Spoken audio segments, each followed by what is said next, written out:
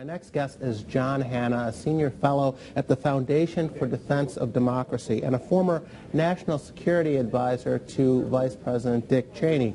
Welcome, Mr. Hanna. Hi, thanks for having me.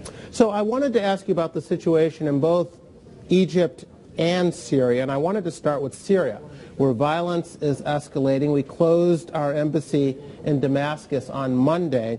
Our diplomats are pulling out. Did we wait too long to do this, Mr. Hanna? Yeah, my sense is that the administration, in a very fluid and complex situation, has unfortunately been kind of a day late and a dollar short for most of the past 10 months here. It was late calling to get rid of Assad. I think it was late saying military pressure and effective support to the internal opposition. So I think, again, it's a very, very difficult situation. This isn't as simple as Libya was. But even taking that into context, I think there is room for criticism here of the administration. Okay. Now, Secretary of State Clinton has said Assad must go, so the administration is stepping up the rhetoric. Our allies, however, seem to be taking, and the U.S. seem to be taking military actions off the table, stressing economic sanctions. Is that the right way to go? No, quite the contrary. I think that the notion that we've got any kind of peaceful solution on the table here is a fantasy at this point in time. This situation is getting much worse. We've clearly entered a phase in which it's going to become much more militarized, in which the opposition, which was originally peaceful, has kind of given up on the international community. They've heard that message that there is not going to be any outside military help a la Libya, and they decided to pick up weapons themselves, and they have enough access to weapons that my guess is the internal situation becomes much worse over the course of the next several weeks. And the only question is, are we going to be in there supporting that internal opposition, supporting the people against this murderous anti-American regime, or whether we're going to leave that to various Muslim Brotherhood, Salafist, Saudi-backed organizations across the Middle East. Okay. Now, Russia and China vetoed a UN resolution that was aimed at stopping the killing, and Russia seems to have not given up on diplomacy yet. Their foreign minister was headed to Syria today for talks. I believe the foreign minister, yes, was headed to Syria today for talks. What is Russia's calculation here? The rest of the West is coming down on them pretty hard. Do they simply not care? I think they care more apparently about sticking it in the eyes of the Americans and showing that they're prepared to stand up to the Americans and try and salvage what they can out of this last remaining foothold that they have to being any claim of a great power in the Middle East, which is this decades-long relationship with the Assad mafia. Of course, the other side of this is, of course, the Russians themselves. Putin knows that setting any kind of precedence, whether it's in a place like Libya, a place like Syria, looking inside a regime that is authoritarian nature, if in fact there is an uprising, and we've seen signs of some of that in Russia, that the population is getting very unquiet. I think for states like Russia and China, that makes them all very uncomfortable setting that kind of precedent. So Putin is running for president. Does this help him politically, taking on the big bad U.S.? I suppose it certainly helps him with some part of his constituency to get them riled up and mobilized.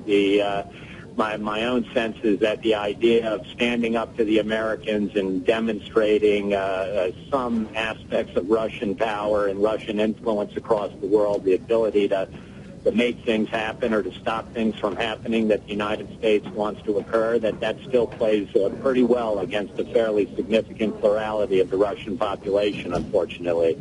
Okay, now what can the U.S. do going forward? Where is our leverage? I mean, Clinton ignored the UN in the 1990s when Russia tried to stop us from intervening in Kosovo. What about that option?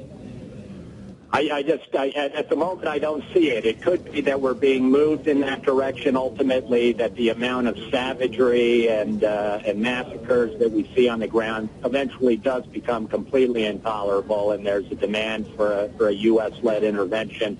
My guess is that the president and the administration, as well as some of our allies, particularly in an election year, are going to do everything they possibly can to avoid going down that road and opening that Pandora's box in Syria. On the other hand, we do have an increasingly credible military force on the ground supported by the vast majority of Syrians that is trying to defend itself, is determined to attack and bring down this regime. And it seems to me that the least we can do, as President Reagan did in the 1980s under the Reagan Doctrine, is help people that are seeking to free themselves from vicious anti-American dictatorships, to provide them means of communication, to provide them money so they can undertake strike funds and purchase weapons, work with our allies to provide some levels of training and armed support. We need to help these people bring down this regime if we're not prepared to do anything militarily ourselves. It's in our interest, and it's the right thing to do.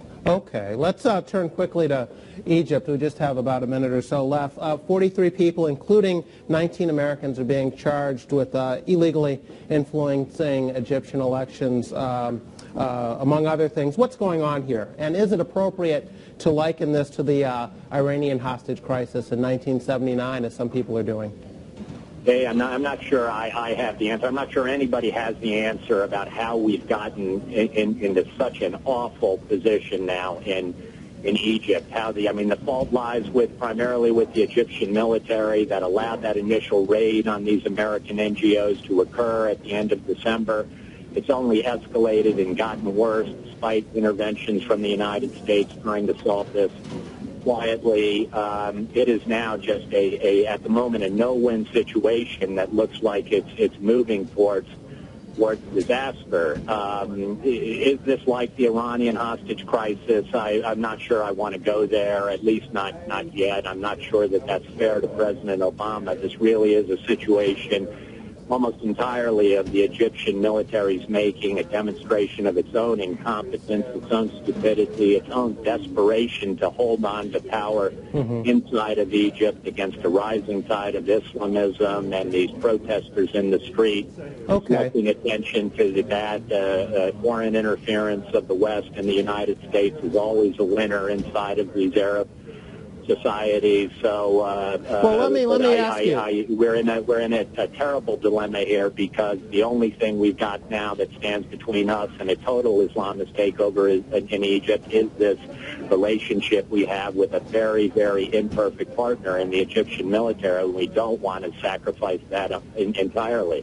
One last quick question. The political right, was somewhat divided over ousting Mubarak. Some argued that what replaced him could be worse.